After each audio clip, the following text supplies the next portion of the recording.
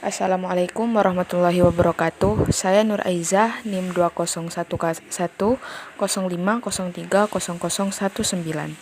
Di sini saya akan mereview sebuah drama yang berjudul Shift Kim atau Good Manager.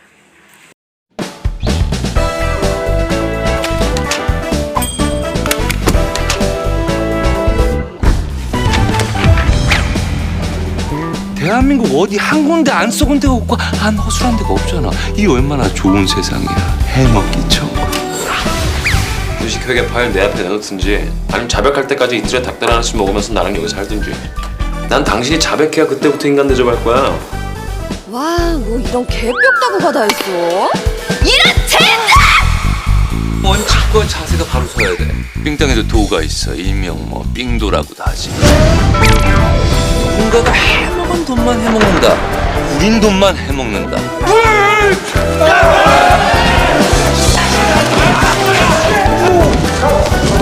사장님! 짱 멋져요! 민망해. 너무 민망해. Drama Shift Kim itu bercerita tentang sisi gelap akuntansi atau yang bisa disebut dengan penipuan pembukuan atau penipuan akuntansi. Drama ini bercerita tentang Kim Suryong yang merupakan seorang akuntan yang memberikan jasanya untuk perusahaan kecil di Gunsan agar laporan keuangan mereka itu tidak mencurigakan. Namun, Kim Suryong atau yang bisa disebut Kim Gwajang ini melakukan penipuan pembukuan pada laporan audit mereka sehingga pemilik perusahaan tersebut, istilahnya Kim Gwajang ini, dipecat untuk tidak melakukan jasa audit lagi pada mereka. Uang dari hasil memanipulasi laporan keuangan yang dilakukan oleh Kim Gwajang ini akan digunakan untuk dia pergi ke Denmark. Tetapi karena uangnya belum tercukupi, jadi Kim Gwajang ingin untuk mencari seorang kepala bagian untuk salah satu bagian departemen akuntansi, yaitu tim operasi bisnis. Setelah diterima di TK Group yang adalah perusahaan bagus dan besar, Kim Gwajang itu menyadari bahwa TK Group itu ternyata tidak sebagus yang ia bayangkan. Perusahaannya itu ternyata mempunyai banyak masalah dengan laporan keuangannya karena terjadi korupsi yang dilakukan oleh petinggi perusahaan tersebut.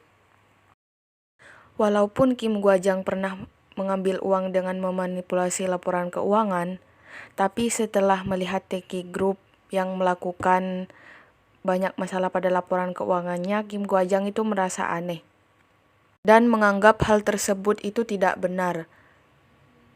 Karena penipuan yang dilakukan oleh TK Group ini itu menyebabkan dampak negatif pada para karyawan TK Group.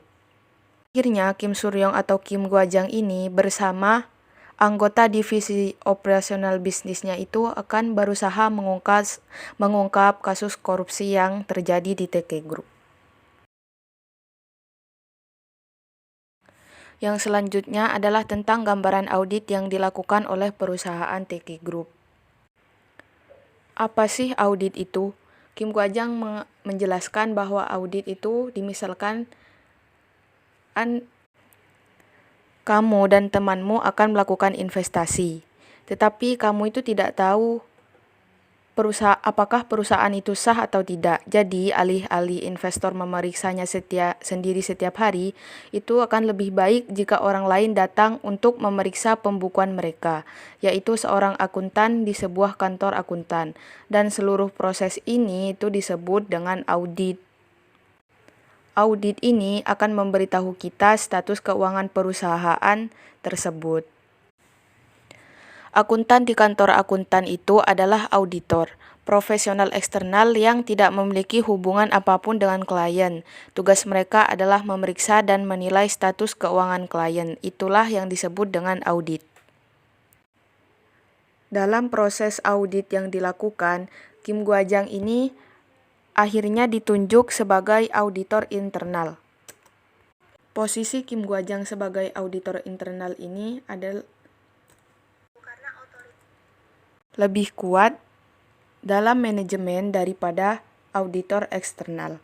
Karena auditor internal itu memiliki otoritas untuk membentuk tim sendiri, bisa meminta hukuman para eksekutif, bahkan dapat memberhentikan seorang eksekutif dan bisa mengambil bagian dalam proses audit.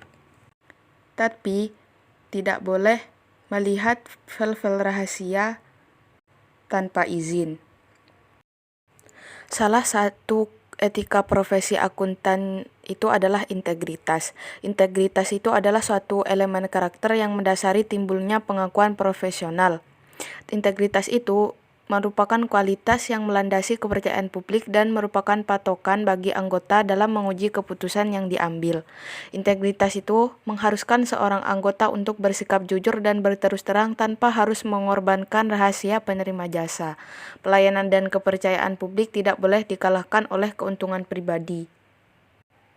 Bisa kita ketahui bahwa perlakuan yang dilakukan oleh auditor eksternal yang mengaudit TK Group ini telah melanggar etika profesi akuntan karena mereka melakukan kesalahan yang disengaja dan menerima kecurangan atau peniadaan prinsip. Karena akuntan eksternal yang melakukan pelanggaran terhadap kode etik profesi mereka, auditor tersebut tidak diperbolehkan untuk menerima atau mengaudit kasus-kasus baru, dan mereka akan diskors sesuai kasus yang terjadi oleh layanan pengawas keuangan dan Dinas Pajak Nasional. Kecurangan-kecurangan yang dilakukan oleh TK Group. Yang pertama itu kecurangan terhadap kurir di jasa pengiriman TK, yaitu jam tenaga kerja langsung yang melebihi jam standar pekerja. Yang kedua, upah karyawan sebanyak ribuan yang belum dibayar dalam 3 tahun. Yang ketiga, kecurangan menyuap kepala persatuan buruh. Yang keempat itu kecurangan pemotongan biaya ilegal dan dana gelap ilegal, yaitu manajemen yang korup pada jasa pengiriman TK memanfaatkan karyawan untuk mendapatkan pemotongan harga dari subkontraktor mereka dengan cara karyawan membayar layanan yang mahal dan keuntungannya dibagi. Yang kelima, nominal pembukuan TK Group itu sudah merah sejak tahun 2013. Kecurangan TK Group yaitu pemaksaan, penipuan pembukuan keuangan, paper company and real estate, dana ilegal, pelanggaran sistem rekening dan penggelapan pajak, percobaan pembunuhan, memenjarakan dan menganiaya, pemalsuan dokumen, penggelapan penyalahgunaan dana, penggelapan pemerasan, melanggar hukum valuta asing dan menciptakan dana ilegal tertentu.